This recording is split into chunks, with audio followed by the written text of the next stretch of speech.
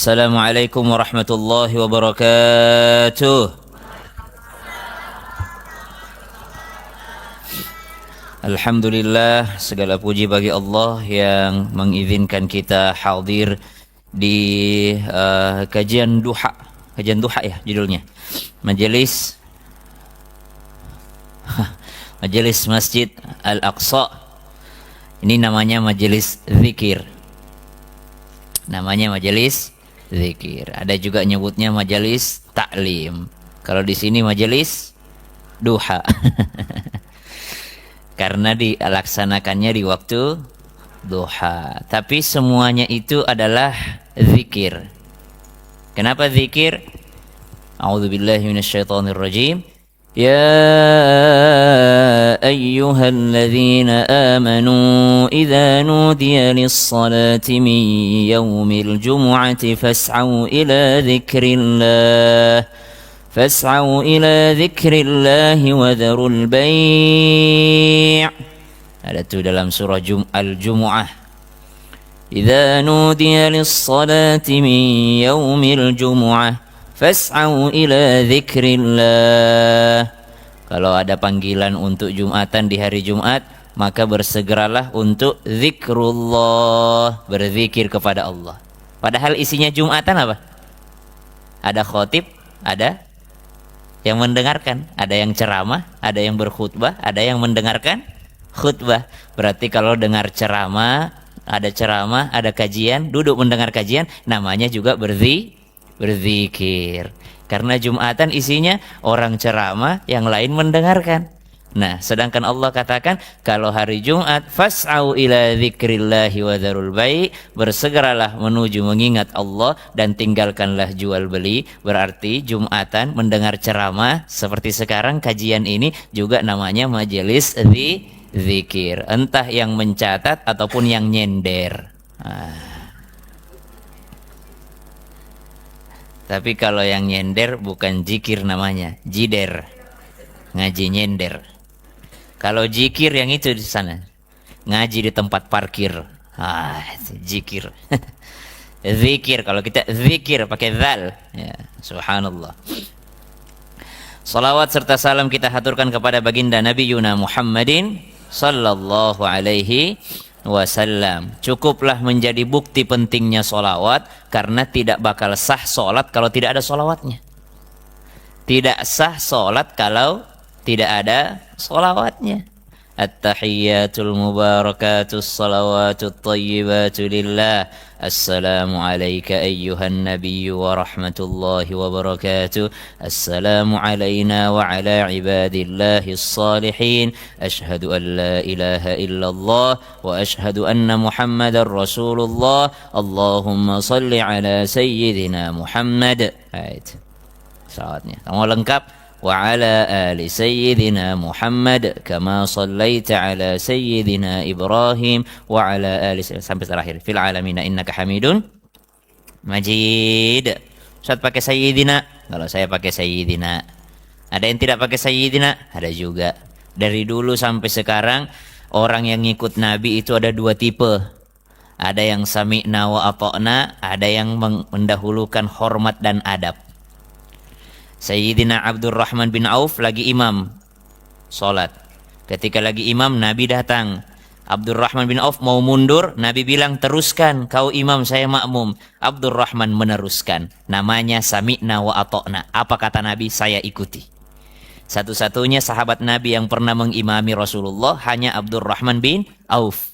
Jadi bukan hanya terkenal kaya raya, tapi satu-satunya yang pernah mengimami Nabi atas perintah Nabi. Ya. Yang satu namanya Abu Bakar As-Siddiq radhiyallahu anhu, lagi imam, Nabi datang, kata Nabi teruskan. Abu Bakar tidak mau, mana mungkin saya ngimamin Nabi, mundur. Ini namanya tidak taat tapi hormat. Dari dulu sampai sekarang sahabat Nabi begitu, yang ngikutin Nabi begitu. Ada yang mendahulukan taat, ada yang mendahulukan hormat. Kata Nabi, kalau saya lewat jangan berdiri. Kata Hasan bin Thabit, hanya orang tak berakal ketika orang manusia paling mulia lewat tidak berdiri.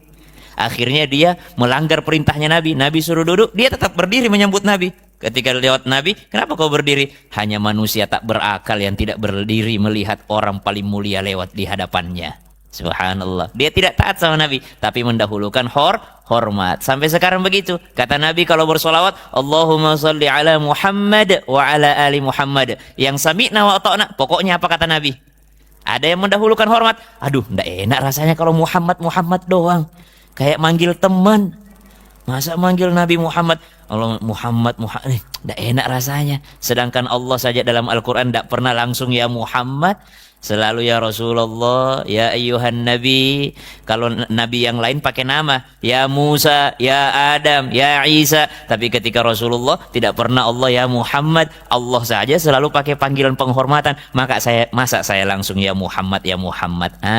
Jadi dua tipe, ada yang sami'na wa ata'na, ada yang mendahulukan adab dan hormat. Tidak usah jadi pertengkaran. Ada yang pakai Sayyidina Muhammad, ada yang tidak pakai Sayyidina, ada yang langsung Allahumma sholli ala Muhammad. Alhamdulillah. Itu cukup menjadi bukti bahwa salawat itu sangat penting, bahwasanya salat tidak akan pernah sah kalau tidak ada salawat nabinya di dalam. Allahumma sholli ala Sayyidina Muhammad. Itu orang pergi ke Madinah, dia kejar apa? Kalau di Madinah, dia kejar apa biasanya orang ke Madinah? Sampai daftar-daftar itu, pakai nusuk. Raudhah. Tidak sadar, tidak mungkin ada raudhah kalau tidak ada Nabi di situ. Tidak mungkin ada yang namanya raudhah kalau tidak ada Nabi SAW di situ. Maka jangan sampai keinginan masuk raudhah mengaburkan keinginan untuk memberi salam kepada Nabi. Lebih penting ziarah itu. Ziarah dari jauh kalau perempuan, kalau laki-laki usahakan setiap 5 waktu bisa lewat ziarah lagi. Kalau tidak bisa 5 waktu sekali sehari, mumpung ada di sana. Bukan raudhahnya yang dikejar. Udah ziarah, udah pas kemarin habis masuk raudhah. Loh, kok cuma itu ziarahnya? Ziarah setiap hari lewat. Kalau tidak bisa lewat dari jauh, salam kepada Nabi. Orang di Indonesia menangis-nangis pengen pergi ke sana. Bukan raudhahnya yang dikejar. Dapat kesempatan masuk raudhah, alhamdulillah. Tapi yang dikejar itu berdekatan dengan Nabi SAW. Karena tidak mungkin ada raudhah kalau tidak ada rumahnya Nabi Muhammad SAW di situ. Jamaah, apa judul kita hari ini? Emang belum nikmat ibadahnya selama ini? Ada orang lari maraton. Sampai di finish ditanya, gimana perasaannya? Alhamdulillah, senang sekali saya bisa ini. Ada orang kerja Senin sampai Jumat. Sabtu pergi naik sepedahan. Pertanyaannya, capek enggak orang naik sepeda? Capek.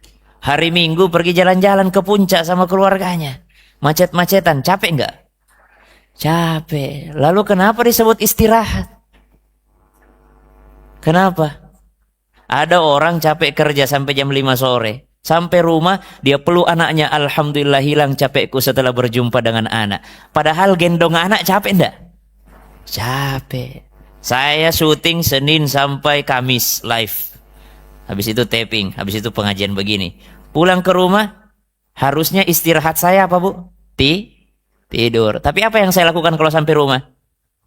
Main game. Saya langsung nyalain PS, saya main game di situ. Kata istriku, "Ndak capek apa?" Justru hilang capekku ketika main game. Justru hilang capekku ketika main game. Subhanallah. Apa maknanya ini? Maknanya orang itu kadangkala menghilangkan kepenatan aktivitasnya dengan aktivitas yang lain. Orang capek kerja di ibu kota, pergi healing kemana? Naik gunung. Naik gunung capek kah tidak? Capek juga. Tapi kenapa dibilang istirahat dengan cara naik gunung? Subhanallah. Itulah kenapa ketika dalam perjalanan baginda Nabi SAW bersama dengan para sahabat radhiyallahu anhum ajma'in, ketika dalam kelelahan beliau sampaikan, "Ya Bilal, arihna bis shalah."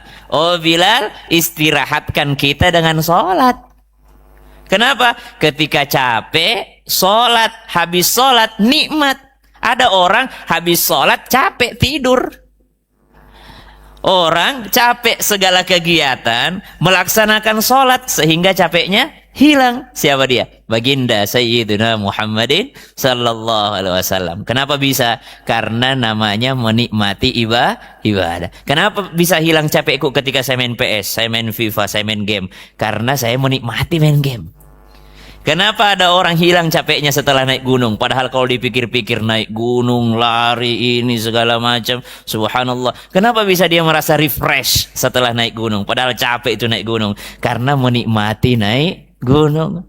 Kenapa ada orang bisa, subhanallah, Imam Ahmad bin Hambal rahimahullah wa radhiyallahu anhu warda, itu sedikit tidurnya sehingga bisa melaksanakan sholat malam 300 rakaat. 300 rakaat. Di akhir-akhir hidupnya ditangkap sama pemerintah karena dipaksa mengakui bahwa Al-Quran itu makhluknya Allah. Beliau tidak sependapat, ditangkap, disiksa sehingga dalam kelelahan dalam penjara, sehingga berkurang sholat malamnya yang pada awalnya 300 rakaat menjadi 150 rakaat. Subhanallah. Jadi 150 rakaat. Kalau yang ini mungkin 75 lah ya. 75 sama witir. Kata Ibunda Aisyah, Rasulullah sallallahu alaihi wasallam itu kalau sholat witir sebanyak 11 rakaat. Pertanyaannya, apakah cuma itu sholat malamnya Nabi? Bukan. Itu yang dilihat oleh Aisyah. Bisa saja Nabi udah sholat ketika Aisyah masih tidur. Aisyah radhiyallahu anha masih tidur, Nabi sallallahu alaihi wasallam sudah sholat malam. Nanti di ujung-ujung baru Nabi bangunkan Ibunda Aisyah. Subhanallah. Nah, itu ibu begitu amalkan, Bu. Ibu sholat duluan, nanti kalau sudah dekat-dekat subuh bangunkan suami. Oh, bagaimana tidak sakinah mawaddah warahmah rumah tangganya. Allah merahmati seorang yang membangunkan pasangannya untuk sholat malam. Witir. Jangan tinggalkan witir ya. Kalau tidak bisa bangun tengah malam, ya habis isya langsung witir. Habis isya langsung sholat witir. Kalau ada yang dalam perjalanan pun tidak mau meninggalkan witir karena dia jamak takdim qashar, dia sholat, syaratnya sholat witir itu adalah setelah sholat isya. Jadi bisakah sholat witir dilaksanakan habis maghrib? Bisa. Bagaimana caranya? Dalam perjalanan jamak takdim, dia maghrib 3, isya 2, habis itu langsung witir. Itu sudah bisa.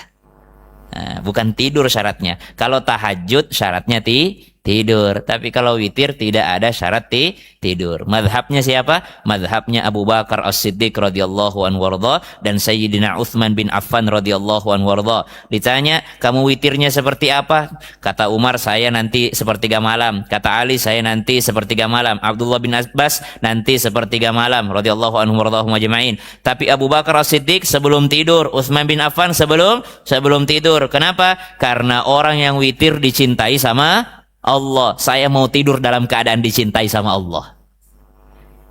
Jadi witir habis isya, kenapa? Karena saya mau tidur. Supaya saya tidur dalam keadaan dicintai sama Allah, saya witir dulu baru tidur. Jadi selama saya tidur, saya dapat curahan cintanya Allah. Syaratnya, entar kalau kebangun baru tahajud. Bukan berarti habis witir sudah tidak bangun tahajud lagi, tidak. Witirnya sudah, nanti bangun tahajud. Subhanallah. Yang kedua alasannya kenapa witir dulu baru tidur? Ditanya, karena saya khawatir tidak tahu apakah setelah tidur saya bangun atau tidak. Saya takut meninggal dalam keadaan belum witir. Ini namanya orang yang menikmati sholat. Nabi SAW sholatnya bagaimana menikmatinya? Sampai betisnya bengkak. Ibu udah pernah, Bu, sholat tarawih di sini sampai betisnya bengkak? Nah, kira-kira berapa jam tuh ya kalau betis bengkak tuh ya? Rasulullah SAW sampai kakinya bengkak. Kata Ibunda Aisyah, sampai kakinya bengkak berapa jam kira-kira itu? Sholat tarawih di Mekah saja itu witir, kalau lagi kunut bisa setengah jam kunutnya tuh. Setengah jam kunutnya. Kalau di sini sejus semalam. Udah ada yang bengkak kakinya? Kayaknya enggak juga deh. Sejam tuh belum bengkak kayaknya. 2 jam, jadi berapa jam Nabi SAW sholat itu? Apakah Nabi penyakitan? Tidak. Nabi itu manusia paling sehat. Kalau orang sesehat sebugar Rasulullah sholat sampai bengkak kakinya, tidak bisa diperkirakan berapa lama. Cuma ada riwayat mengatakan, rakaat pertama beliau baca surah Al-Baqarah, suratul Baqarah, sampai selesai.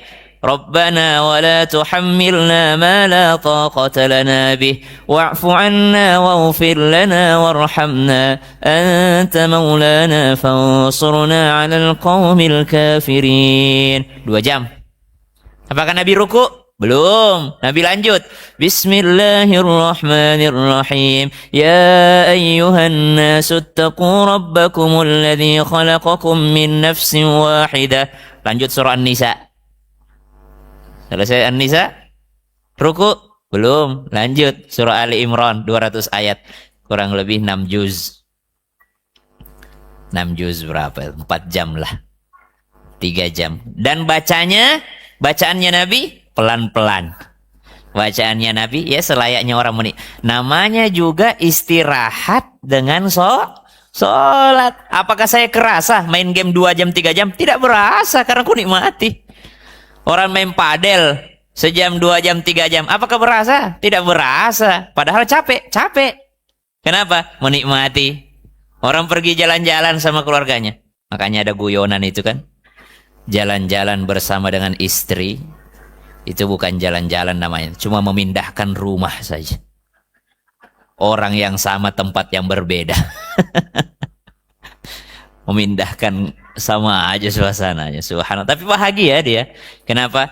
Karena dia beristirahat dengan kegiatan mengganti kegiatan yang membuatnya capek tadi. Jadi kalau dikatakan bagaimana caranya menikmati ibadah yang pertama, caranya menikmati ibadah, jadikan ibadah itu adalah istirahat. Jadikan ibadah itu adalah penghilang penat. Jadikan ibadah itu adalah penghilang kesusahan. Jadikan ibadah itu penghilang kesulitan. Subhanallah. Bagaimana caranya? Tidak mungkin bisa menjadikan dia sebagai istirahat kalau tidak pakai iman. Harus pakai keimanan. Bagaimana caranya bisa beriman? أعوذ بالله من الشيطان الرجيم فلا وربك لا يؤمنون حتى يحكموك فيما شجر بينهم ثم لا يجدوا في أنفسهم حرجا ثم لا يجدوا في أنفسهم حرجا مما قضيت ويسلموا تسليما. Jadi pakai keimanan tuh. Dzaqa ta'mul iman man radhiya billahi rabba wa bil islami dina wa bi Muhammadin nabiyya atau kama qala Nabi sallallahu alaihi wasallam rawahu Muslim.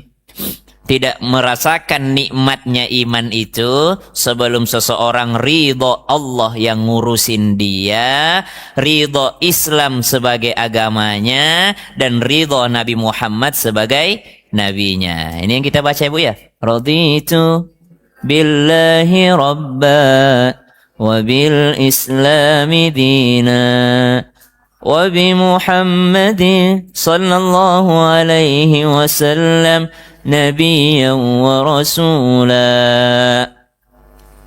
Kalau pengajian jangan dulu lewat ini, apa namanya, tromol, overthinking kita. Lihat 2000, kira-kira berapa amplopku ini kalau 2000 dimasukin di situ. Jadinya kita kan overthinking. Bercanda. Jadi bedanya pengajian sama nonton TikTok tuh begitu. Kalau pengajian itu malaikatnya banyak, kan majelis zikir, sehingga setan yang menggoda juga banyak.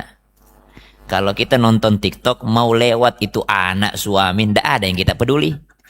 Tapi kalau lagi ngaji, kucing aja lewat, itu kita liatin kucing. Itu karena memang godaan ketika pengajian. Makanya pengajian di hotel lebih laku dibanding pengajian di masjid. Karena pengajian di masjid lebih besar godaannya. Itu kalau takbir akbar di lapangan rame tuh. Rame sekali. Kalau pengajian di hotel bayar pun orang datang itu. Tapi kalau di masjid sudah gratis. Ini segala macam tuh masih susah ngundang orang. Kenapa? Karena godaannya. Cuma hadiahnya besar. Selama duduk di masjid dengarkan pengajian, maka malaikat akan mendoakan Allahumma ufir lahu warhamhu. Ya Allah, ampuni dosanya, sayangi dia. Ampuni dosanya, sayangi dia. Syaratnya 2. 1, tidak berhadas. Jadi kalau batal wudu, wudu lagi. Batal wudu, wudu lagi. Batal wudu, wudu lagi. Yang kedua, la tu'zi, tidak menyakiti. Tidak nyakitin orang pakai tangannya, tidak nyakitin orang pakai lisannya, tidak nyakitin orang dengan bau badannya. Nah, ada juga orang salah paham, perempuan tidak boleh pakai parfum. Bukan tidak boleh pakai parfum, tidak boleh pakai parfum yang semerbak di luar rumah sehingga laki-laki melirik, siapa itu wangi banget. Ah itu. Tapi kalau di rumah pakai sewangi-wanginya di rumah. Jangan juga bau badan datang pengajian. Nyamankan orang, jangan nyakiti orang dengan baunya kita. Kita ini manusia ini ada baunya. Cuma Nabi SAW itu yang keringatnya wangi. Kita bukan Nabi, jadi tahu diri. Pakailah Rexona.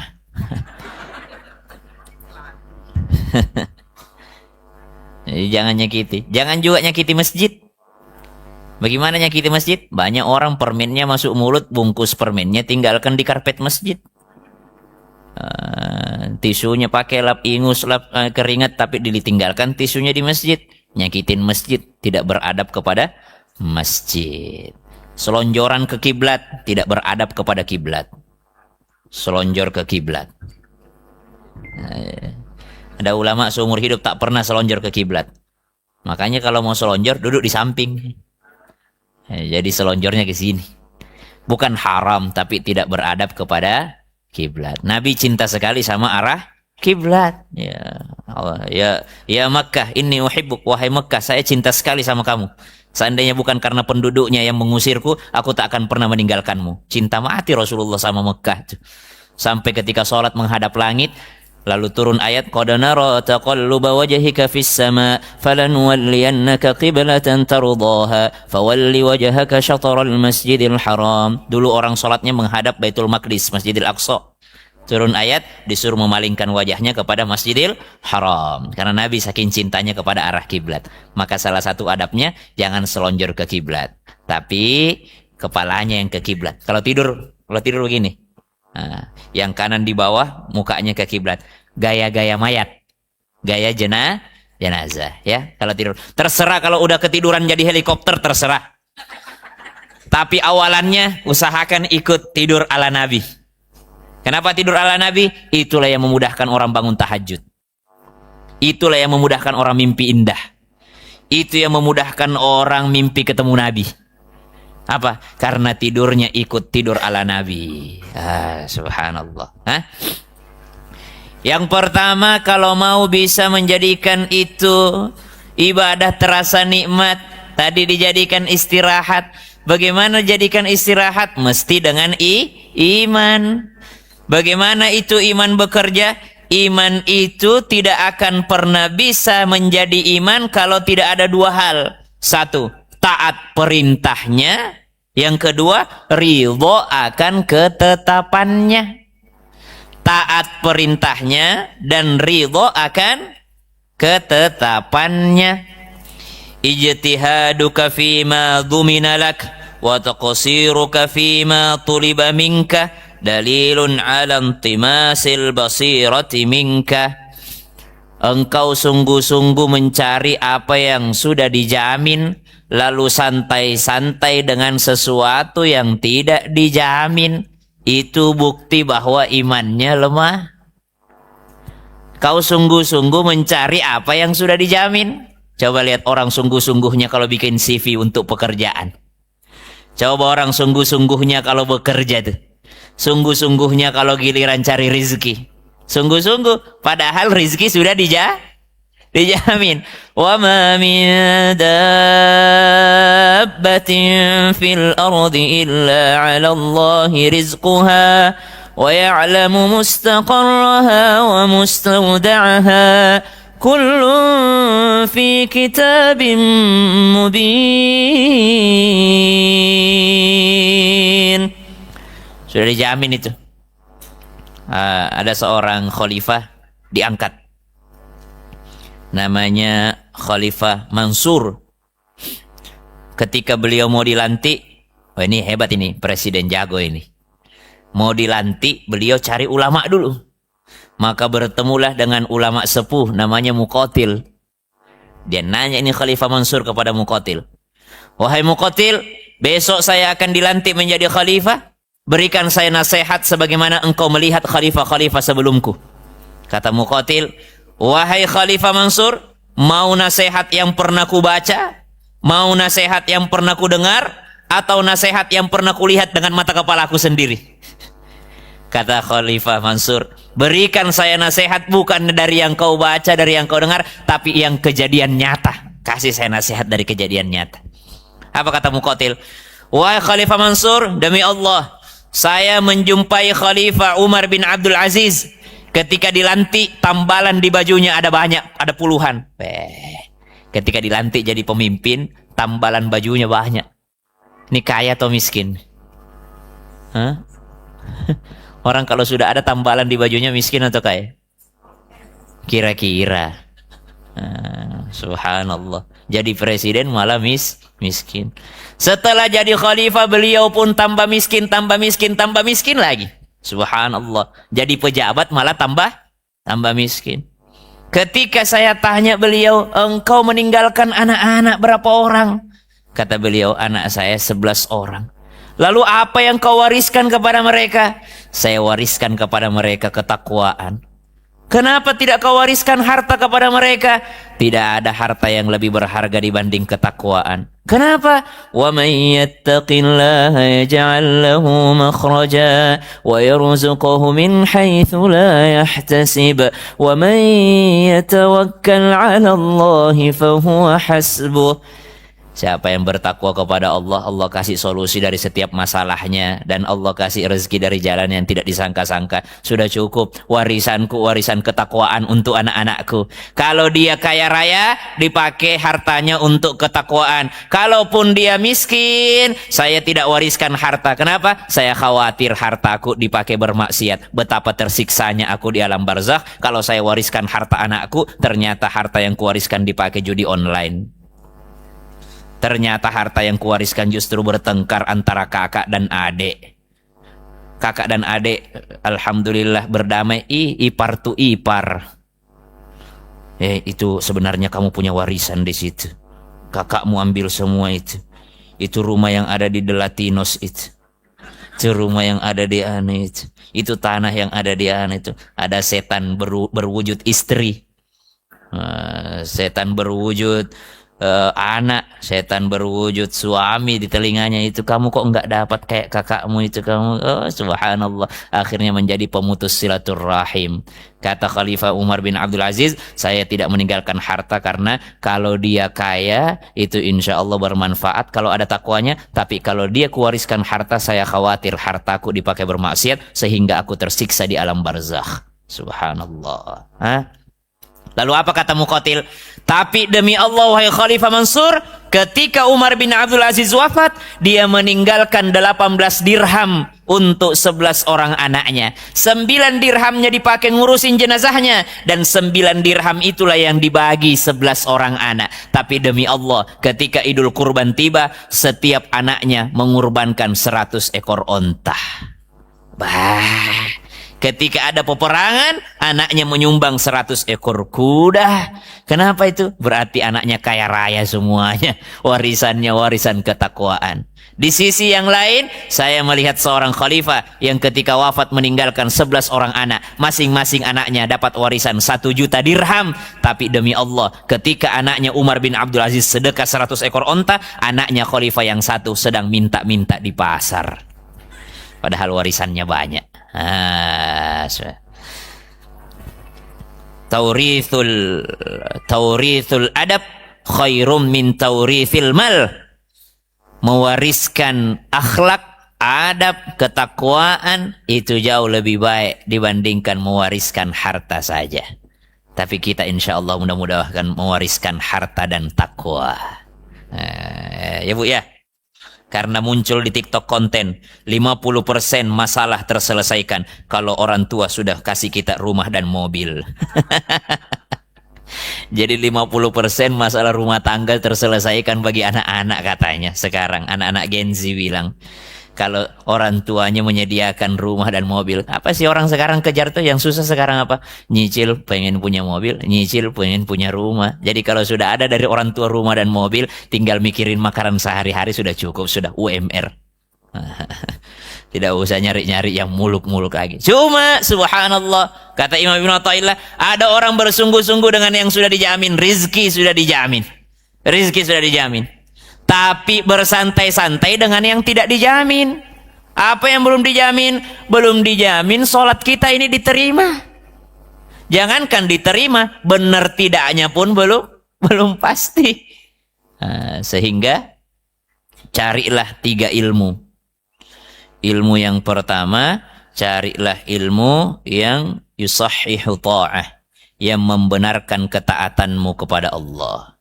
Ada orang pengen taat tapi tidak ada ilmunya. Sehingga ketika ikut sholat subuh, datang, Ustadz, saya ini mau hijrah, saya mau tobat, dari balik sampai sekarang saya tidak pernah sholat. Ikutlah sholat subuh. Datang sholat berjamaah subuh. 2 rakaat selesai, dia lanjut. Berdiri lagi, kayak orang masbuk. Kenapa ini orang tidak berhenti-berhenti sholat? Ketika ditanya, kenapa kau tak berhenti sholat? Selesai. Ustadz, orang tuh dari kecil sudah sholat. Saya ini baru mulai sholat. Orang kalau 2 rakaat cukup, saya harus 8 rakaat. Nah, ini namanya pengen taat tapi tidak ada ilmu untuk taat. Maka yang pertama carilah ilmu yang membenarkan ketaatanmu kepada Allah. Pengen taat, pengen ngaji bagus.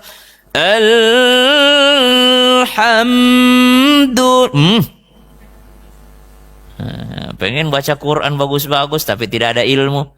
Alhamdulillah, jangan lama-lamain di al-nya. Mim ketemu dengan dal tidak berdengung, jangan hamdu, alhamdu. Jadi cari dulu membenarkan, namanya ilmu syariat, namanya ilmu fikih. Itu yang dicari dulu yang pertama. Cari ilmu yang membenarkan dulu sholat kita. Sudah benar sesuai dengan ilmu syariat. Berapa banyak mazhab, berapa banyak pendapat, yang mana yang rukun, yang mana yang sunnah. Allahu Akbar. Yang mana rukun, yang mana sunnah? Rukun berdiri. Jadi kalau berdiri itu menjadi rukun, berdiri bagi yang mampu, sehingga sholat di kendaraan tidak sah. Kalau sholat fardu, kenapa? Karena duduk dia, padahal dia mampu berdiri. Nah, maka alasan pertama sholat di kendaraan itu tidak sah, karena dia mampu berdiri tapi tidak berdiri. Bagaimana kalau mobilnya ada musolanya? Sultan. Boleh, asalkan yang kedua menghadap kiblat. Menghadap kiblat. Jadi kalau mobilnya tahan dulu beloknya sampai selesai salam. Kalau sudah assalamualaikum warahmatullahi belok, aman. Itulah juga kalau salam jangan sampai badannya ikut. Assalamualaikum warahmatullahi. Jangan ini. Tetap kiblat ini kepalanya aja. Sama dengan orang azan, disunnahkan hayya 'alas shalah ke kanan, hayya 'alal falah ke kiri itu, tapi bukan badan yang belok, kepala. Asyhadu anna Muhammadar Rasulullah. Hayya 'alas shalah.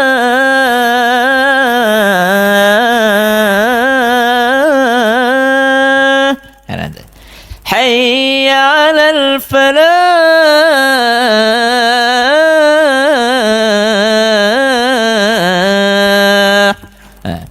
Allahu Akbar, ke depan lagi. Allahu Akbar, Allahu Akbar. La ilaha illallah. Ini suara dalam kan? Hah?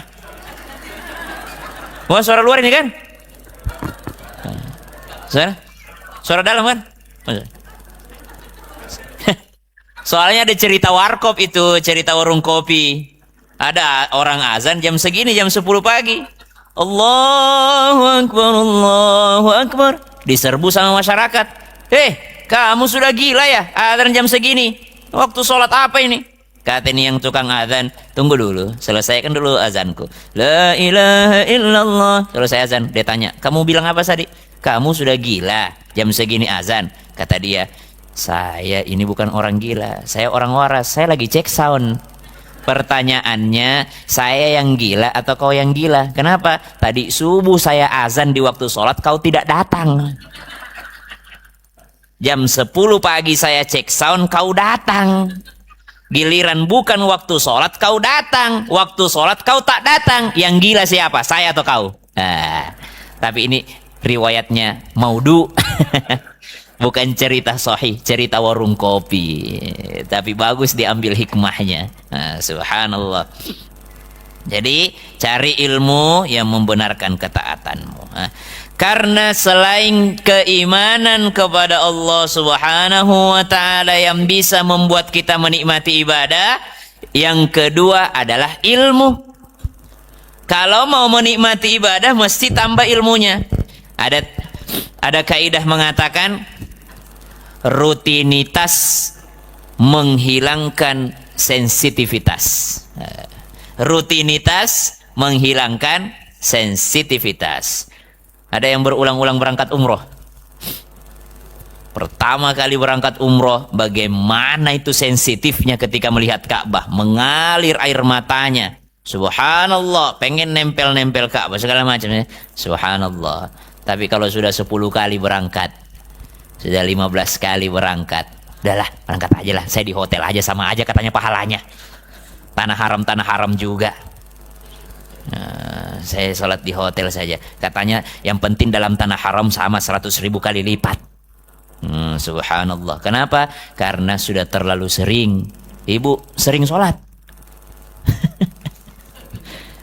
Kalau terlalu sering, maka hilang itu sensitifnya. Pertanyaannya, kapan terakhir ibu belajar sholat? Kapan terakhir belajar sholat, Bu? Hah? Waktu kecil. Bagaimana cara menambah sensitifnya sholat? Tambahkan ilmu tentang sholat. Tambahkan ilmu tentang sholat. Susah sekarang kalau pengajiannya fikih sholat. Jarang yang datang. Kalau judulnya mengobati hati yang terluka. Laku itu pengajian itu. Kamu susah move on, dengarkan ayat ini. Baru itu. Laku itu. Kepadamu yang masih terluka. Laku itu pengajian itu. Tapi kalau belajar sholat jenazah,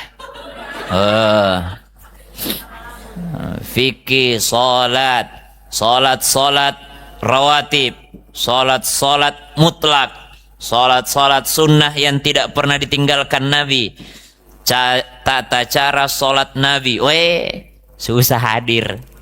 Paling itu lagi pembahasannya. Ibu jangan pernah protes kalau ada kajian itu berulang.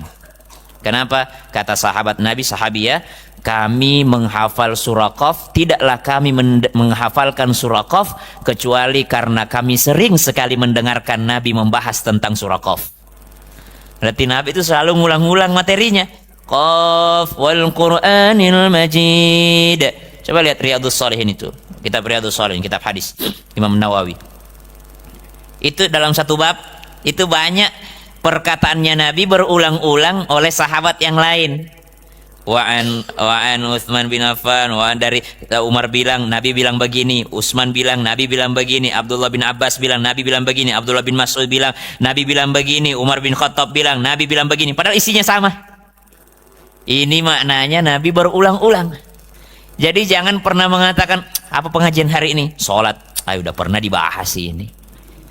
Padahal kita ini belum tentu tahu tentang salat. Ada ilmu baru tentang sholat, itu menambah kita untuk bisa menikmati sholat. Kalau ada ilmu barunya. Ada judul kitab Khamsami'ah, 500 sunnah dalam sholat. Ada judul kitab 800 sunnah dalam sholat. Ada judul kitab 1000 sunnah dalam sholat. Subhanallah, sunnah dalam sholat. Sunnahnya aja. Saya tadi ke sini kayaknya jalannya berbeda dibanding waktu saya pertama kali ke sini, karena tadi saya nyasar. Keseringan ke masjid. Apa sunnahnya ke masjid itu? Ini sunnah sholat ini. Sebelum sholat bahkan sunnahnya. Sunnahnya pergi dengan jalan yang berbeda, pulang dengan jalan yang berbeda. Oh, dapat sunnah sudah tuh. Tambahkan lagi sunnahnya. Apa sunnahnya lagi? Oh, yang satu perjalanannya agak jauh, yang satu perjalanannya lebih dekat. Kan jalan berbeda. Yang mana yang jauh, yang mana yang dekat. Berangkatnya dekat atau pulangnya yang dekat. Jadi ada dua jalan Ibu. Kan disuruh jalan yang berbeda tuh sunnahnya tuh. Yang mana yang sunnah? Kita pergi pakai yang jauh atau pergi pakai yang dekat, pulangnya baru yang jauh, atau sebaliknya. Pergi dengan yang jauh, pulang ambil yang jalan yang dekat. Yang mana yang sunnah Bu? Hah? Pas pergi jauh, pas pulang begitu kah? Yakin? Yakin? Hah? Coba angkat tangan yang bilang yang pergi yang dekat, yang jauh yang pulang. 1, 2, 3, 4, 5, 6. Oke, sekarang perginya jauh, pulangnya dekat.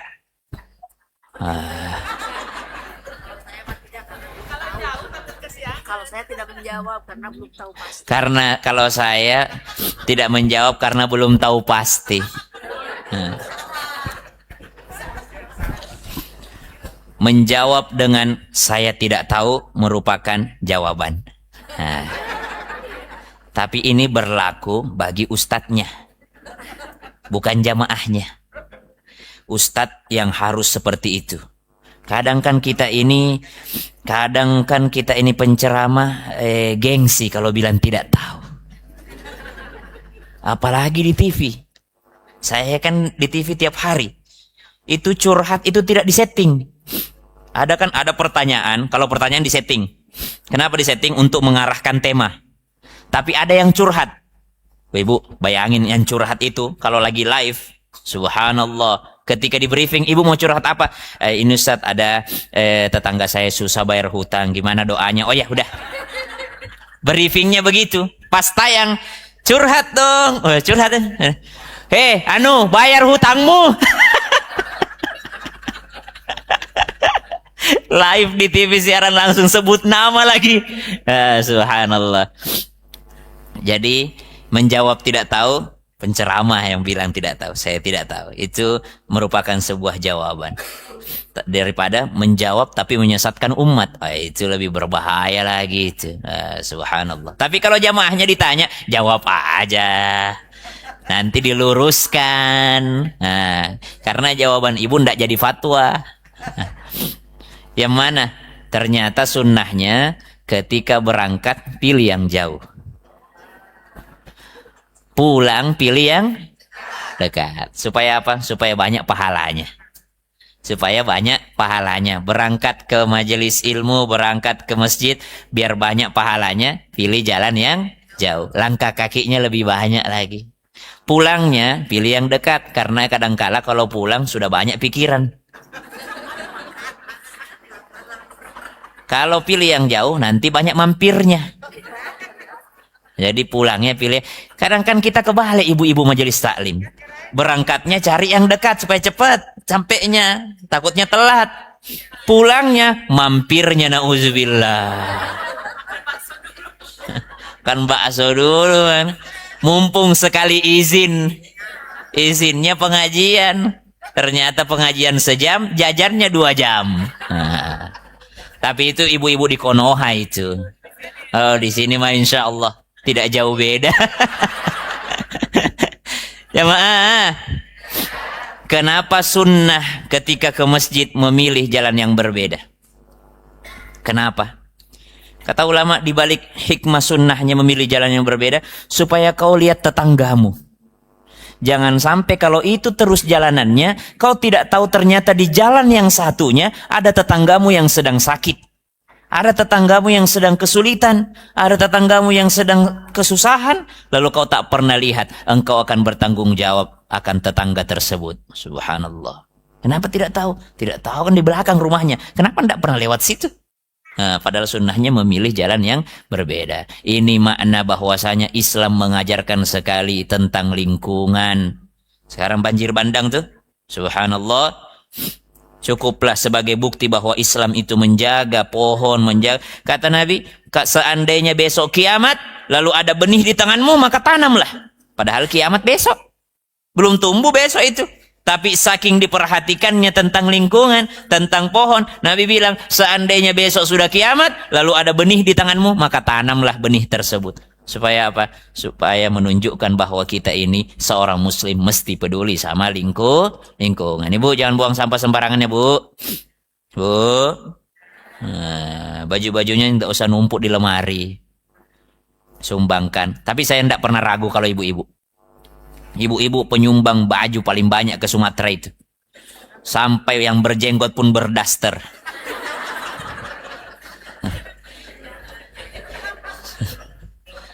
Karena memang kita bapak-bapak memang bajunya sedikit. Baju saya banyak. Setiap Senin dikasih sama Trans TV 7 baju. Setiap Senin 7 baju. Sabtu dikembalikan.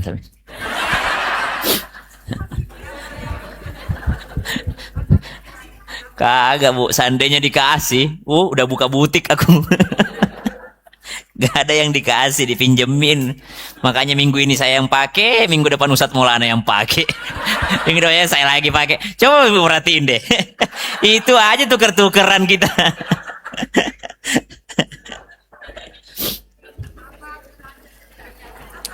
A'udzubillahi minasyaitonir rajim. Wa'bud rabbaka hatta ya'tiyakal yaqin. Sembahlah Tuhanmu itu sampai datang ajal menjemput. Sampai datang hari keyakinan tersebut. Jadi, yang pertama dengan iman, yang kedua dengan ilmu. Itu enak tadi kan? Sudah mulai belajar nih. Berangkat sholatnya, oh nanti sudah nikmat lagi tuh, menikmati berangkat ke masjid karena ada sesuatu yang baru kita tahu. Sholat sendiri lagi, sunnah sholat sendiri pun azan. Kalau saya ketiduran subuh, lalu saya bangun jam 7 pagi, maka saya mesti segera mengganti subuh itu qadhaan dan disunnahkan saya azan. Tidak usah gede-gede malu sama tetangga. Nggak usah juga. Allahu, nggak usah juga. Ibu-ibu boleh azan? Boleh. Kecuali azan panggilan sholat, ibu-ibu nggak boleh.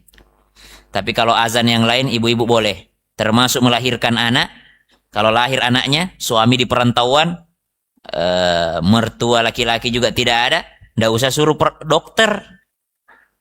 Ibu ayah sendiri situ deketin. Allahu Akbar, Allahu Akbar, Allahu Akbar, Allahu Akbar. Nggak usah. Nggak ada laki-laki. Itu apa panggil tuh? Cleaning service suruh azan dulu. Security panggilin dulu laki-laki situ suruh azan. Ibunya sendiri yang suruh azanin. Ibunya sambil didekap azanin telinganya itu emaknya. Tapi jangan juga, udah lama aku menunggu biar bisa azan. Akhirnya, Allahu Akbar, Allah. Nah, ya. Azan saja sunnahnya sudah banyak. Disunnahkan azan itu dalam keadaan berdiri. Hukumnya berdiri dalam azan itu sunnah. Jadi kalau ada tukang azan santai-santai tidak usah ditegur. Karena memang tidak syarat itu berdiri. Dia duduk azan. Allahu Akbar, Allahu Akbar. Kebetulan belum gajian. Tapi ditahan-tahan gajinya. Padahal saldonya masjid banyak. Jadi, malas juga nih lagi berpikir cari masjid yang lain. Berdiri itu sunnah. Sunnah kan apa lagi? Suci dari hadas, sunnah kan. Di sunnah apa? Mengulang-ulang. Allahu Akbar. Allahu Akbar. Allahu Akbar. Allahu Akbar. Allahu Akbar. Allahu Akbar. Allahu Akbar. Kalau yang itu sebelum Jumat tuh kadang orang bisa Inna Allah wa malaikatahu yusalluna ala nabi Ya ayyuhalladzina amanu sallu alaihi wa sallimu taslima. Kalau itu tidak termasuk dalam sunnahnya azan, tapi dia sebelum azan, jadi tidak masalah. Kan sebelum, jangankan baca Inna Allah wa malaikatahu, baca status saja boleh. Sebelum sholat kan ada orang baca Usalli fardadz zuhri arba rakaatin ma'muman ada'am ma'muman lillahi ta'ala, ya, mustaqbil kiblati ada ma'muman lillahi ta'ala. Sebelum dia takbir, ada lagi bilang bid'ah, kan belum sholat. Jangankan baca itu, baca TikTok saja masih boleh, apalagi kalau cuma baca itu. Sebelum takbir dia baca dulu Qul a'udzu birabbin nas malikin nas ilahin nas min syarril waswasil khannas alladzi yuwaswisu fi sudurin nas minal jinnati wan nas. Katanya kalau baca ini menghilangkan waswas. Dia baca dulu Rabbi a'udzubika min hamazati syayatin wa a'udzubika rabbi ayahdurun. Allah. Ada orang baca itu dulu sebelum sholat. Ada lagi bilang bid'ah, kan belum sholat. Yang salah itu kalau sudah sholat Allahu Akbar Qul a'udzu birabbin nas malikin nas, itu pun tidak salah. Jadi habis sholat Assalamualaikum warahmatullahi Assalamualaikum warahmatullahi, tiba-tiba langsung salaman. Tidak masalah, kan udah selesai salam. Yang salah itu masih tahiyat ngajak salaman. Jangankan baca salaman, buka HP saja tidak membatalkan sholat, kan sudah selesai. Nah, jadi kalau ada sesuatu yang bisa mendukung kekhusyuan, itu lakukan. Sunnah-sunnah belajar sholat. Allahu Akbar. Biar bisa menikmati, banyakin sunnah-sunnahnya. Banyakin. Apa sunnahnya? Bersamaan suara dengan gerakan. Allahu Akbar. Samaan toh? Lam yakun lahu kufuwan ahad. Sunnah. Jangan langsung ruku. Diam dulu sejenak. Baru ruku. Sunnah. Angkat tangan. Allahu Akbar. Bersamaan suara dengan gerakan. Seirama. Sami Allahu liman hamidah. Allahu Akbar. Bersamaan suara. Ada juga kadang-kala delay.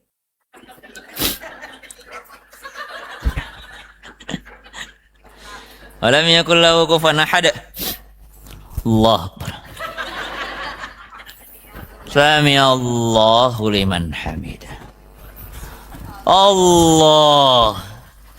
Kenapa delay? Ada juga kadang udah naik. Allah. Jadi bersamaan sunnah tuh. Coba nanti habis ini perhatikan gitu-gituannya tuh, insya Allah bisa menikmati. Tambahin lagi. Oh sunnah ternyata ya. Nah, lagi sunnah.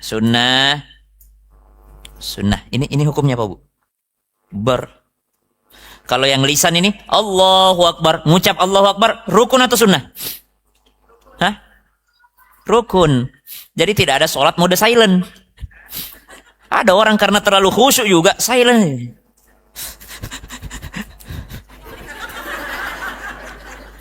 Nah, terlalu besar masalahnya. Ya pergi di masjid ya jadi makmum aja udah. Tidak bisa, harus pakai Allahu Akbar. Lisan nih. Rukun qauli. Nah, itu. Allahu Akbar kabira, alhamdulillahi katsira, wa subhanallahi bukratan wa asila. وجهت وجهي للذي فطر السماوات والأرض حنيفا مسلما وما أنا من المشركين إن صلاتي ونسكي ومحياي ومماتي لله رب العالمين. Sungguh salatku ini, ibadahku, hidupku, matiku hanya untukmu ya Allah, Rabb yang mengurusi semesta alam. Abdullah bin Mas'ud ditegur sama Nabi, dipanggil. Ya Abdullah, ta'al. Ya Rasulullah, kenapa? Saya mau tanya, Apa yang kau amalkan sehingga setiap kau melangkah ada malaikat, puluhan ribu malaikat mengiringimu? Subhanallah. Abdullah bin Mas'ud senang sekali itu ditanya begitu. Tunggu dulu Rasulullah, apa amalan saya? Apa amalanmu? Kata Abdullah bin Mas'ud, saya ketika melangkahkan kaki kanan, saya tidak pernah yakin masih bisa melangkah yang kiri. Sehingga setiap saya satu langkah, bismillah, bismillah, bismillah, bismillah. Begitu pula ketika saya makan, kalau sudah satu suap, saya tidak pernah yakin masih bisa suapan yang kedua. Kan betapa banyak orang, dia pikir masih bisa makan siang, masih janjian, makan siang ntar ya, tahu-tahu meninggal dunia. Banyak orang, ya ntar ya kita ikut ini meninggal dunia, subhanallah. Maka ini makna inna salat, benar-benar diserahkan semuanya kepada Allah. Abdullah, sehingga langkah kakinya selalu diiringi para malaikat. Jamaah, nikmati salat. Allahu Akbar. Dari fikihnya saja insya Allah bisa nambah nikmat itu. Dari fikihnya saja. Ini rukun, tapi bersedekapnya melipat tangan begini, hukumnya sunnah. Sehingga jangan heran kalau sampai depan Ka'bah ada orang begini, Allahu Akbar, tangannya di bawah, karena ini hukumnya sunnah. Mana lagi sunnahnya tuh? Sunnahnya sholat ketika masih berdiri, sunnahnya sholat mana lagi? Kakinya satu jengkal. Mana lagi sunnahnya sholat? Matanya melihat ke tempat sujud. Kenapa melihat tempat sujud? Menambah konsentrasi. Kalau bersolat depan Ka'bah, Ka'bah depan. Saya sholat depan Ka'bah. Yang mana yang kulihat? Ka'bah atau tempat sujud? Hah? Yang bilang Ka'bah? Satu. Yang bilang tempat sujud? Satu, dua, ya lumayan lah. Tetap sunnahnya melihat tempat sujud. Kenapa bukan melihat Ka'bah? Karena melihat tempat sujud lebih konsentrasi. Melihat Ka'bah agak kurang konsentrasi. Karena pasti kalau kau lihat Ka'bah, Allah, apalagi kalau imamnya panjang, pasti kok apa tulisannya itu? Kayak katanya itu dari emas itu. Alhamdulillah akhirnya saya bisa datang ke sini melihat langsung.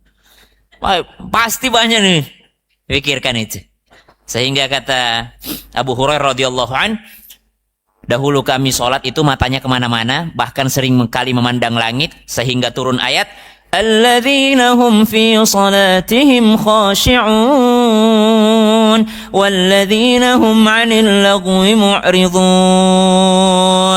Sehingga kami diperintahkan ketika turun ayat tentang sholat khusyuk, kami diperintahkan mata kami memandang ke tempat sujud.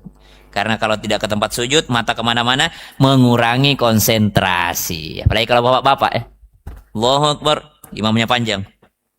Lari mata ini ke sarungnya orang. Gajah duduk. Wadimor. BHS mahal nih. Tapi lagi diskon di TikTok. Habis sarungnya orang dibaca, bajunya lagi orang dibaca. Makanya makruh hukumnya sholat pakai baju yang bergambar-gambar.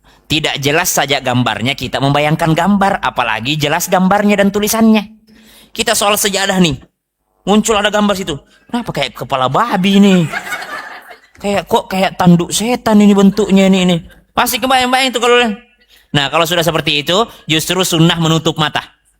Nah, kalau sudah gambar yang mengganggu, disunnahkan menutup mata. Tapi kalau tidak ada, lebih sunnah melihat satu titik fokus. Nah, ada orang sholat pakai baju alumni. Alumni 95. Dibacalah semua di situ namanya orang. Hartono, Haryanto, Sugiono, Mulyono. Dibaca semua namanya orang. Karena baju alumni dia pakai. Habis bajunya orang dibaca, belum ruku-ruku imamnya, lari lagi mata ini kemana? Cari papan saldo kas masjid, saldo kas Jumat ini. Makanya sunnah salat memandang ke bawah. Kemudian baca takbir doa iftitah. Setelah itu rukun lagi nih, bukan sunnah nih, rukun ya. Bismillahirrahmanirrahim. Alhamdulillahi rabbil alamin. Arrahmanirrahim. Maliki yaumiddin. Karena baca Al-Fatihah itu rukun, wajib, maka wajib juga lah kita belajar baca surah Al-Fatihah. Saya kemarin hadir haulnya kakeknya istriku di Jogja, orang Jawa. Nama kakeknya itu bin Ahmad Ngosman. Siapa nih Ahmad Ngosman? Nah, Jawa banget Ngosman. Tanya, apa ini Ahmad Ngosman? Kata mertuaku, itu Ahmad Uthman. Tapi karena Jawa bilangnya Ngosman. Sehingga masih banyak orang Jawa, lidah Jawa, kalau ngaji, Alhamdulillahi rabbil ngalamin. Ngalamin. Nah. Bu, sholat di sini, Bu. Anak-anak suruh sholat sini, belajar tahsin sini. Sini imamnya, Masya Allah. Ada Ustadz Ihsan, Ustadz Salim, Masya Allah. Yang bacaannya itu kita dengarkan, lalu kita nanti perdengarkan. Dengarkan. Gitu cara belajar ngaji itu. Dengerin, oh begitu ya bacanya. Oh, Alhamdulillahi rabbil alamin. Pakai A, bukan nga. Nah, banyak guru saya orang Jawa, lisannya bagus karena mau belajar. Yang susah kalau tidak mau belajar, begitu-begitu terus. Saya orang Sulawesi, kalau orang Sulawesi, tidak ada ustadz di Sulawesi. Jangan cari ustadz di Sulawesi, tidak ada. Adanya ustaz. Kenapa? Semua jadi S. Kata orang Sulawesi, Isa sulsilatil arodu silsalaha. Datang orang Jawa, Deng, kok gitu ngajinya, Deng? Terus piye Mas? Gimana bacanya Mas? Iki loh. Ijajul jilatil arodu jiljalaha. Podo wae. Jadi J semua. Datang orang Sunda. Makanya atuh baca yang gampang-gampang wae. Yang mana Kang? Alpil. Mana alpil? Alam taro kaifa fa'ala rabbuka bi ashabil pil. Dua itu kalau Sunda itu dua. Satu fa susah, yang kedua tasdid. Saya kalau ceramah di daerah Sunda pasti salah namaku. Syamsuddin, pasti tulisannya situ Ustadz Samsudin. Hilang D-nya satu. Susah dia tasdid. Tabat yada abi lahabi wa tab. Padahal tabat yada abi lahabi wa tab. Coba Bu, Teteh besok pengajiannya Teh. Iya, insya Allah.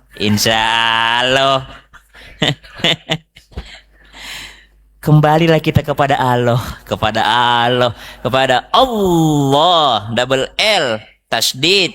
Itu Sunda yang tak mau belajar. Saya punya guru Sunda, Masya Allah, Kiai Haji Deden Makhyaruddin, juara dunia, internasional, tafsir bahasa Arab, ngalahin orang Arab. Kenapa? Mau belajar.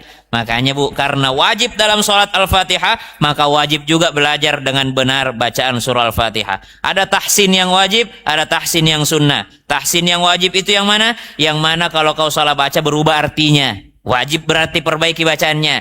Tapi ada juga yang tidak wajib, yang sunnah saja. Yang mana itu kalau sudah masuk ranah sifatul huruf yang sudah dalam tuh. Seperti apa? Ghairil maghdubi alaihim waladhdallin. Huruf bo itu harus kayak waladhdallin. Jangan waladdallin. Waladdo. Beda kan? Waladdo sama waladdallin.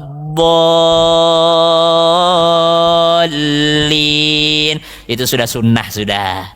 Nah itu sudah tambahan tahsinnya. Tapi yang wajib ini ketika berubah arti, wajib dipelajari. Jamaah. Udah itu baca surah amin. Tambahin lagi sunnah dalam sholatnya. Baca surah setelah Al-Fatihah. Bu biasanya baca apa Bu? Surah favorit kita semua. Kul ya kulhu. Pokoknya kul ya kulhu kul ya. Muncullah dalilnya. Tapi kan ada sahabat Nabi yang dipuji sama Rasul gara-gara kalau ngimamin kuliah kuliah. Ya, ada. Ada sahabat protes sama Nabi, ya Rasulullah, itu kalau imam itu terus bacaannya. Kuliah kulhu, kuliah kulhu, kuliah. Dipanggil. Kenapa kau baca kuliah kulhu terus? Karena saya senang dengan dua surah itu. Nah, Nabi kasih jempol. Maksudnya dibiarkan. Tidak ditegur sama Nabi. Tapi ini orang hafal Quran, Bu. Cuma bacaannya itu terus. Karena dia senang. Kita itu terus karena memang itu.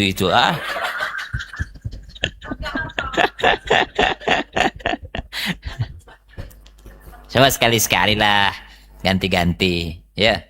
Wal asri inna kah?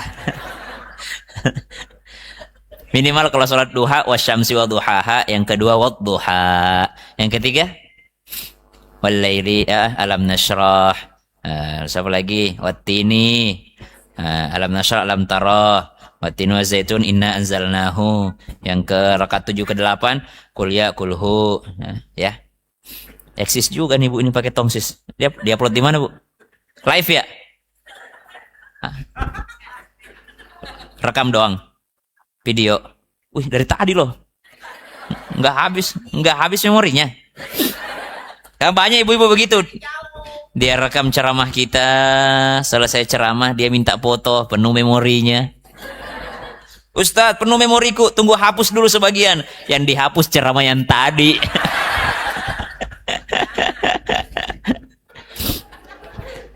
Tambahin ilmu dalam sholat biar bisa menikmati sholat.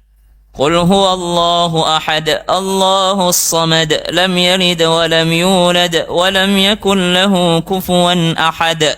Jeda dulu, sunnah. Jangan langsung lam yakul lahu kufuwan ahad, Allahu akbar. Jangan, jeda dulu. Nah, setelah dijeda, sunnah angkat tangan sebelum ruku. Allahu akbar. Subhan rabbiyal azim wa bihamdih 3 kali. Sudah baca 3 kali, tambahin sunnahnya. Boleh membaca subuhun qudusun rabbuna wa rabbul malaikati warruh. Sami Allahu liman hamidah. Bu, apa artinya Allahu akbar? Allah Maha Besar. Nah, sekarang kunci pintu. Yang boleh keluar yang tahu artinya sami Allahu liman hamidah. Tak boleh pulang sebelum tahu artinya sami Allah. Sudah berapa tahun sholat?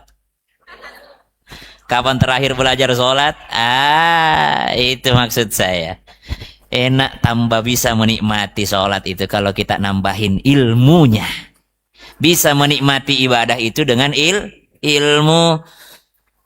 Nabi sedang imam. Allahu Akbar. Abu Bakar bersegera mengikuti sholatnya Nabi. Ketika melihat Nabi masih ruku, Abu Bakar mengucapkan Alhamdulillah. Apa artinya Alhamdulillah? Segala puji bagi Allah. Ketika Abu Bakar As-Siddiq memuji Allah, dijawab sama Allah, Sami'allahu liman hamidah. Allah telah mendengarkan orang yang memujinya.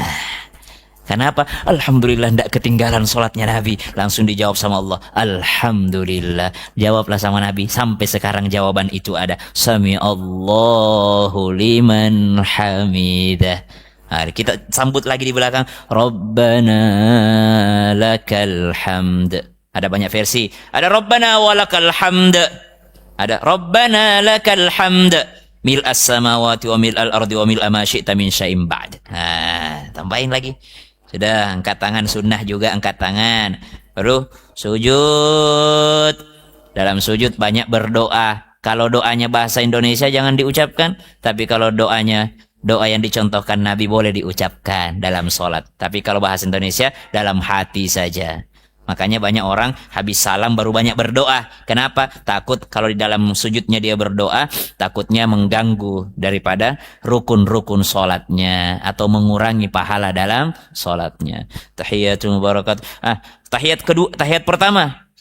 Allahumma salli ala sayyidina Muhammad. Disunnahkan sampai situ saja. Allahumma salli ala sayyidina Muhammad. Allahu Akbar. Tidak sampai wa ala ali sayyidina Muhammad. Allahumma salli ala Muhammad. Allahu Akbar. Bangkit dari tahiyat yang pertama, disunnahkan angkat tangan. Selain daripada bangkit tahiyat pertama, tidak disunnahkan angkat tangan. Tambahin ilmu sholatnya, insya Allah bisa menikmati sholat. Alhamdulillahi Rabbil Alamin. Hamidani abdi. Ketika kita baca segala puji bagi Allah, Allah jawab, hambaku sedang memujiku. Ar-Rahmanir Rahim. Athna alayya abdi. Hambaku sedang menyanjungku. Malik yaumiddin. Allah jawab, majjadani abdi. Hambaku sedang mengagungkanku. Iyyaka na'budu wa iyyaka nasta'in. Hanya kepadamu kami menyembah, hanya kepadamu kami minta tolong. Allah jawab, hadza baini wa baina abdi wa li abdi ma sa'ala. Sekarang waktunya aku dan hambaku menyelesaikan kontrak, apapun yang dimintanya aku kasih. Ihdinas siratal mustaqim. Siratal ladzina an'amta 'alaihim ghairil maghdubi 'alaihim waladdallin. Amin. Wali abdi masalah. Apa yang kau minta hambaku, aku akan kasih semuanya. Jadi baca Fatihah saja itu sudah berbincang dengan Allah. Setelah itu bacalah surah yang sesuai dengan perasaan kita. Yasin.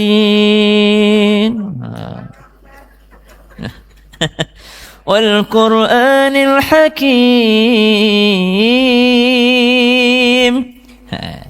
Ada yang mengatakan Yasin itu kan bagian daripada namanya Nabi ya. Yasin itu namanya Rasulullah. Salatullah salamullah ala Toha. Toha itu namanya Nabi. Rasulillah salatullah salamullah ala Yasin habibillah. Toha sama Yasin panggilannya Nabi. Nama kesayangannya Nabi SAW. Nah, cari kenikmatan ibadah dengan iman. Cari kenikmatan ibadah dengan ilmu. Ilmu apa yang pertama? Ilmu yang membenarkan ketaatanmu. Sudah benar tata caranya? Oh, benar ngajinya. Yasin wal Qur'anil Hakim. Selesai baca Yasin, mintanya sama kuburan. Sholatnya benar, sholatnya di kuburan. Minta-minta sama penghuni kubur. Ziarah kubur, bagus. Apa yang dahulu pernah dilarang, lalu diizinkan, maka dalam kaidah usul fikih hukumnya sunnah. Berarti ziarah kubur dulu dilarang, lalu diizinkan, berarti ziarah kubur hukumnya sunnah. Laki-laki. Perempuan lebih baik tidak. Nah, tapi jangan juga kalau ziarah Pondok Indah mau, tapi ziarah kubur tidak. Nah, giliran ziarah Pondok Indah Mall rajin 1, 2, 3 didatangi semua. Nah, Ustadz, katanya kalau sholatnya perempuan lebih baik di rumah. Iya, perempuannya memang tidak keluar-keluar rumah. Nah, ini ke masjid katanya lebih baik di rumah, giliran ke mall keluar. Salah pikir juga ini. Nah, subhanallah. Jangan sampai benar sudah sholatnya, benar ininya, tapi arahnya salah. Maka carilah ilmu yang membenarkan akidahmu. Jangan sampai sholat karena salah niat. Ada orang soleh, sholat 20 tahun selalu di saf depan. Saf depan, berjamaah. Kalau berada di saf depan, insya Allah berarti selalu datang di awal waktu ya. Selalu saf depan, 20 tahun. Setelah 20 tahun ternyata namanya manusia tidak lepas daripada lupa dan khilaf salah. Terlambat. Sholat di belakang menangis. Menangis terus. Sampai selesai sholat ditanya sama orang. Wahai Syekh, kenapa engkau menangis? Saya sedih, saya malu. Selama ini saya istiqomah 20 tahun di saf depan. Hari ini saya terlambat, saya masbuk, saya di belakang. Saya menangis, saya sedih, saya malu sama jamaah. Wah, enggak apa-apa Syekh. Entar habis ini sholat lagi. Ada maghrib isya, jangan terlambat lagi. Oh ya udah, berhenti nangis, keluar. Setelah keluar masjid tambah deras nangisnya, nangis lagi. Nangis, terus buru-buru jalan, dikejar sama orang. Kenapa lagi? Kenapa nangis lagi? Ada apa? Kata beliau, ternyata selama ini saya sholat malu sama manusia, bukan malu sama Allah. Akhirnya apa yang terjadi? Nangis, kejar, pulang ke rumahnya. Dia ganti semua sholatnya selama 20 tahun. Karena dia ragu, jangan sampai sholatnya kemarin karena pengen dilihat sama jamaah yang lain. Ini apa? Urusan hati. Urusan akidah sudah. Jangan sampai ketika sholat pengen dilihat sama orang. Ibu, amal hati lebih baik daripada amal fisik. Kenapa amal batin lebih baik daripada amal zahir? Alasannya, karena amal batin itu jauh dari riya. Cuma orangnya dan Allah yang tahu. Tapi kalau amal zahir, gampang sekali riya, gampang sekali sum'ah. Ngaji, Alhamdulillahi Rabbil Alamin. Bisa jadi pengen dibilang bagus suaranya, pengen dibilang qori, pengen dibilang hafidh. Kalau banyak orang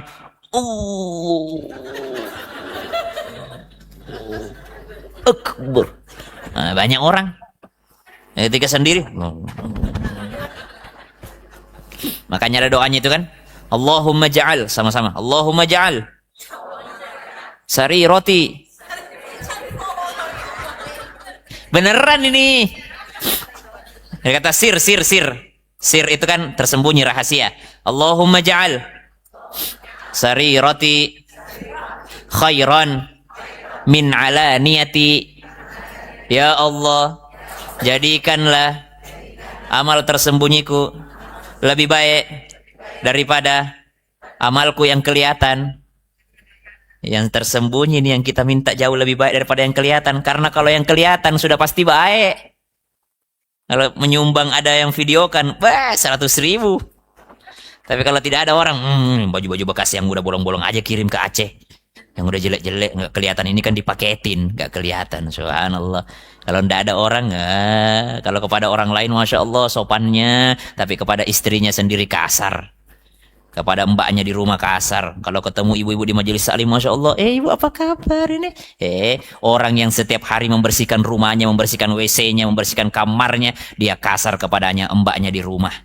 Subhanallah. Kadang-kala kita yang kelihatan kita perbaiki, tapi yang tidak kelihatan kita kurang perbaiki. Subhanallah. Ini masalah hati. Maka perbaiki ini akidah ini, arahnya kemana ini ibadah kita ini. Kemudian yang ketiga, carilah ilmu yang membuatmu tidak merasa lebih baik daripada orang lain. Namanya ilmu akhlak. Ilmu akhlak. Innama bu'ithtu liutammima makarimal akhlaq. Nabi diutus hanya untuk menyempurnakan akhlaq. Namanya ilmu tasawuf. Apa itu ilmu tasawuf? Ilmu tasawuf itu ilmu yang ngajarin kita biar tidak merasa lebih baik daripada orang lain. Ada anak muda bilang sama abahnya, "Abah, saya sudah lulus pondok, saya mau ceramah." Kata abahnya, "Jangan ceramah dulu sebelum lolos satu ini. Satu tes lagi." Apa kata anaknya? "Apa tesnya, Abah?" "Keluar rumah, cari orang yang pantas kau ajari, karena orang itu lebih buruk darimu." Keluar rumah, dia lihat anak kecil, inilah yang pantas saya ajari nih, yang lebih buruk dari saya nih, tidak tahu ngaji nih. Tiba-tiba dia mikir, tapi ini belum ada dosa, saya sudah ada dosa, berarti anak kecil ini lebih mulia daripada saya. Tidak jadi. Cari lagi orang tua, dilihat orang tua, ini orang tua nih, udah tua, tidak benar lagi sholatnya. Ini pantas nih, saya ajari nih. Tiba-tiba dia berpikir, tapi dia lebih banyak umurnya daripada saya, berarti sholatnya lebih banyak dibanding saya, berarti ini lebih mulia daripada saya orang tua nih. Keliling lagi, subhanallah, lihat orang kafir tidak sholat. Inilah yang lebih buruk daripada saya, orang kafir, tidak punya keimanan. Tiba-tiba dia mikir, sekarang dia kafir, tapi belum tentu dia su'ul khotimah. Bisa jadi dia masuk Islam, bisa jadi dia husnul khotimah. Saya sekarang sholat, tapi tidak ada jaminan saya husnul khotimah. Bisa jadi saya di akhir hidup saya Allah cabut keimanan saya, dan saya su'ul khotimah. Belum tentu, bisa jadi dia lebih mulia daripada saya. Pulang dia. Putus asa, tidak ada yang lebih hina daripada saya, semuanya lebih mulia daripada saya. Aduh, tidak jadilah saya ceramah mengajar ini. Pulang ke rumah abahnya, dia lihat bangkai anjing. Ini yang lebih buruk daripada saya ini. Sudah anjing, bangkai lagi. Sudah mati. Mau masuk rumah, tiba-tiba kepikiran. Inna anzarnakum azaban qariba. يوم ينظر المرء ما قدمت يداه ويقول الكافر يا ليتني كنت ترابا. Teringat riwayat bahwa anjing itu mengaung malam-malam karena melihat manusia disiksa. Ya laitani kuntu turaba, ya Allah, tahu begini saya jadi anjing aja, jadi tanah aja. Maka dia pikir, ini anjing tidak perlu lewat jembatan sirat. Tidak perlu. Saya mesti lewat jembatan sirat nanti. Kalau saya lolos, saya lebih mulia daripada anjing. Tapi kalau saya jatuh, anjing itu lebih mulia daripada saya. Masuk rumahnya, ketemu abahnya. Abah, saya tidak jadi mau ceramah. Tidak ada yang kutemukan lebih hina dari saya. Bahkan anjing pun, kalau nanti di hari kiamat dia selamat, saya tidak selamat, berarti anjing itu lebih mulia daripada saya. Maka saya tidak akan pernah ngajarin orang. Semua orang lebih mulia daripada saya. Anjing pun lebih mulia daripada saya. Kata abahnya, hari ini kamu lolos. Kamu silahkan ceramah. Justru jangan pernah ceramah selama di hatimu mengatakan kau lebih baik daripada orang lain. Namanya ilmu akhlak, ilmu tasawuf. Mandang orang tuh selalu lebih mulia daripada kita. Jangan selalu mandang orang lebih buruk daripada kita. Akhirnya bisa menikmati ibadah. Habis fikih, akidah, akhlak, 3 ini. Kalau ada fikih dan akidah tidak ada akhlak, oh sombong. Allahu Akbar. Itu sholat tapi kok begitu? Karena dia fikihnya ada, akidahnya, tapi akhlaknya negur orang, subhanallah, nyakitin orang. Tapi ndak boleh juga tasawufnya ada, ndak ada fikihnya, ndak ada akidahnya. Akhirnya apa? Ndak perlulah kita pakai jilbab itu. Buat apa jilbab? Kepala ditutup tapi lidah menggibah. Ini salah juga ini. Langsung lompat di akhlak, tidak pakai fikih. Padahal menutup aurat perintahnya Allah. Buat apa sholat kalau hati kita tidak tersambung? Tidak, sholat, tetap sholat. Walaupun tidak khusyuk, tetap sholat. Tidak ada manusia yang sempurna. Yuridullahu an yukhaffif ankum wa khuliqal insanu dha'ifa. Diciptakan manusia itu lemah. Apa makna lemah di sini? Kata mufassir, lemah iman. Kadangkala imannya ada, tapi ya begitulah, lagi sholat kurang khusyuk, kadangkala tergoda, was-was, segala macam. Kalau lagi tergoda, ingat Allah lagi, tergoda lagi, ingat Allah lagi, tergoda lagi, ingat Allah lagi. Begitu aja terus sampai nanti ketemu dengan ajal. Hatta ya'tiyakal yakin. Ada iman, ada ilmu. 2 ini cara untuk bisa menikmati ibadah. Wassalamualaikum warahmatullahi wabarakatuh.